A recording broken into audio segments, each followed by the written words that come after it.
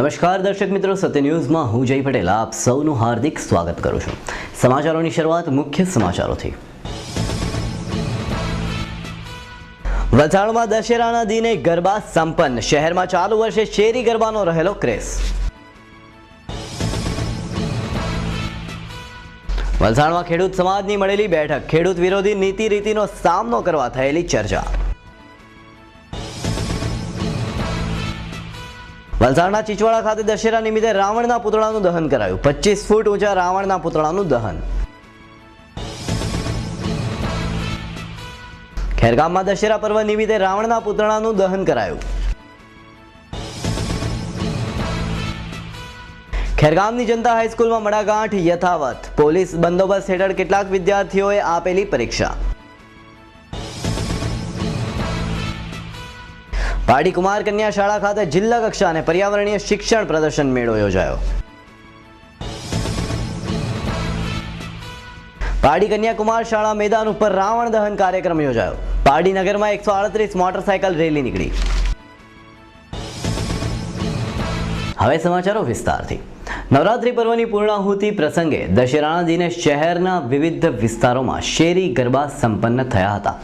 શહેરના વશીફળિયા ખાતે આવેલ મનોરથ, શંભુનાથ અને કાલિંદી એમ 3 એપાર્ટમેન્ટના રહીશોના ઉપક્રમે દર વર્ષે યોજાતા ગરબામાં સ્થાનિક રહીશો ભાગ લે છે અને નવરાત્રી દરમિયાન ગરબા હરીફાઈ સહિત બેસ્ટ સ્ટાઇલ, બેસ્ટ વેશભૂષા વગેરે સ્પર્ધાઓ યોજાય છે। દશેરા પર્વ નિમિત્તે ગરબાની પૂર્ણાહુતિ કરવામાં આવી હતી, જેની સાથે શહેરમાં મોટા આયોજનોની પણ પૂર્ણાહુતિ થઈ હતી।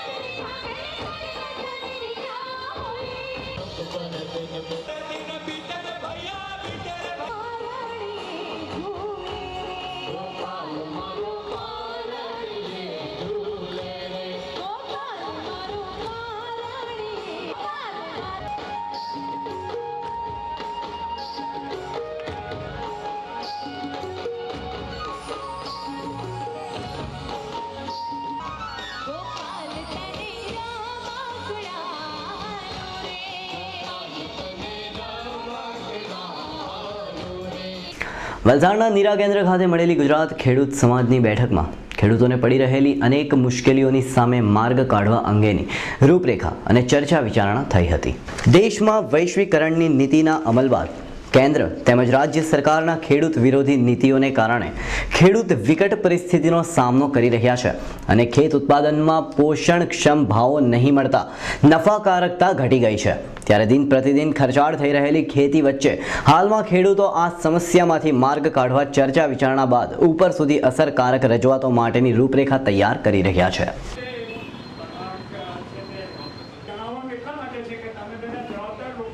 વલસાડ શહેર સહિત જિલ્લામાં દશેરા પર્વ નિમિત્તે રાવણના પુતળાના દહનના કાર્યક્રમો યોજાયા હતા, જે અંતર્ગત વલસાડ નજીક આવેલ ચીચવાડા ગામ ખાતે ચીચવાડા કાંકરિયા ફળિયા મિત્ર મંડળ દ્વારા દર વર્ષની જેમ ચાલુ વર્ષે પણ પુતળા દહનનો કાર્યક્રમ યોજાયો હતો।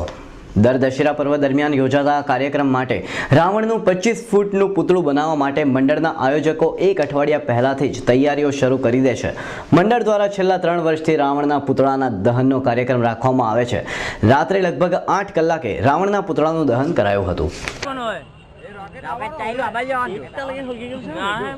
ચીખલી તાલુકાના ખેરગામમાં શ્રી રામજી મંદિર ખાતેના મેદાનમાં રાવણના પુતળાનું દહન કરવામાં આવ્યું હતું। શ્રી રામજી મંદિર ખાતે નવરાત્રી પર્વ અંતર્ગત ગરબાનું આયોજન પણ કરાયું હતું અને ત્યારબાદ દશેરાના દિને પુતળા દહન કાર્યક્રમ યોજાયો હતો। આ કાર્યક્રમ દરમિયાન શ્રી રામજી મંદિરના ટ્રસ્ટીઓએ ભારે જહેમત ઉઠાવી હતી। આ પ્રસંગે ખેરગામ પોલીસ મથકના જમાદાર કનુભાઈ તેમજ ગામના કીર્તિભાઈ, વસંતભાઈ, રિંકલબેન આહિર તેમજ નરેન્દ્રભાઈ ક્રિસ્ટી હાજર રહ્યા હતા અને કાર્યક્રમને માણ્યો હતો।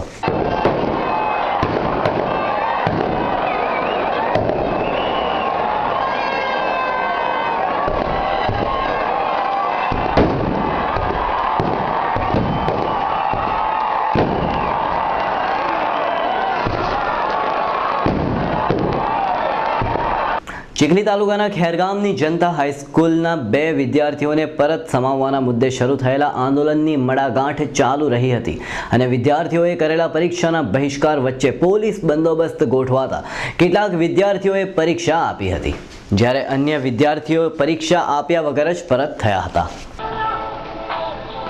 પાડી કુમાર કન્યા શાળા જિલ્લા પ્રાથમિક સંચાલિત શાળાના મેદાન ખાતે આજ રોજ સવારે જિલ્લા કક્ષાનું વિજ્ઞાન અને પર્યાવરણ શિક્ષણ પ્રદર્શન મેળો યોજાયો હતો. આ મેળા 2 દિવસ સુધી અહીં રહેશે, જેમાં જિલ્લાની પ્રાથમિક શાળાના વિદ્યાર્થીઓને આ મેળાનો લાભ નિહાળવા મળશે અને વિદ્યાર્થીઓને વિજ્ઞાન ટેકનોલોજી શિક્ષણ વિશે માર્ગદર્શન પૂરું પડાશે.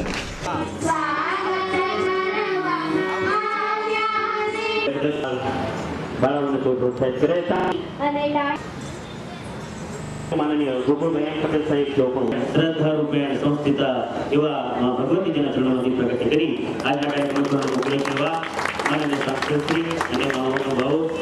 પારડીમાં શ્રી રામજનો ગતરોજ ભવ્ય વિજયાદશમી તરીકે પારડી બજરંગ દળ અને વિશ્વ હિન્દુ પરિષદ દ્વારા કન્યાકુમાર શાળાના પટાંગણમાં રાવણ દહન કાર્યક્રમ ઉજવવામાં આવે છે, જેમાં ગતરોજ સાંજે 5:30 કલાકે રામ ચોકથી 138 મોટરસાયકલ આ રેલીમાં જોડાઈ હતી, જે Pardi bus stand, Rana street, Vaniyavad, Kansarvad, Patel street, Lad street, Damani Zapa હાઈવેથી પારડી મામલતદાર કચેરી રોડથી પારડી 4 રસ્તા ઓવરબ્રિજ થઈ પારડી કન્યાકુમાર શાળાના મેદાન ઉપર પહોંચી હતી. ત્યારબાદ વિશ્વ હિન્દુ અને બજરંગ દળના હોદ્દેદારો સ્ટેજ ઉપર શ્રીરામના પૂજા વિધિ કાર્યક્રમ બાદ વક્તામાં દિનેશભાઈ નહાર, અનિલભાઈ ગોયલ, દક્ષિણ ગુજરાત પ્રાંતના સેવા યુવા પ્રમુખ નટુભાઈ પટેલ, જિલ્લા પ્રમુખ વિશ્વ હિન્દુ પરિષદ અજીત સોલંકી, જિલ્લા મંત્રી બ્રિજેશ પાંડે, જિલ્લા ઉપપ્રમુખ પારડીના પ્રભારી, પારડીના કાર્યકર્તાઓના કલ્પેશ ભગત, કિરણ પટેલ, કલ્પેશ પટેલ, વિપુલ પટેલ તેમજ મોટી સંખ્યામાં કાર્યકર્તા ભાઈઓ અહીં ઉપસ્થિત રહ્યા હતા અને અહીં સાંજે 7:30 કલાકે રાવણના પુતળાનું દહન કરવામાં આવ્યું હતું.